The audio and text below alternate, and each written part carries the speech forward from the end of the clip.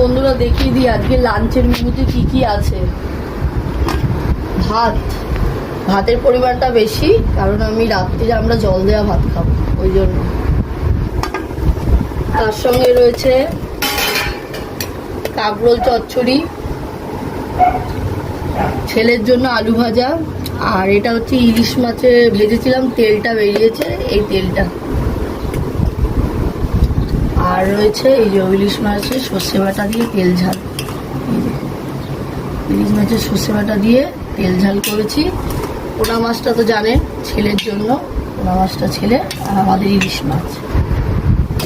আর তার সঙ্গে রয়েছে ডিমের ঝোল, ডিমের ঝোল করেছিলাম, ডিমের ঝোল। আর শেষ পাতে পটলের চাটনি আছে, আমরা এই চাটনি।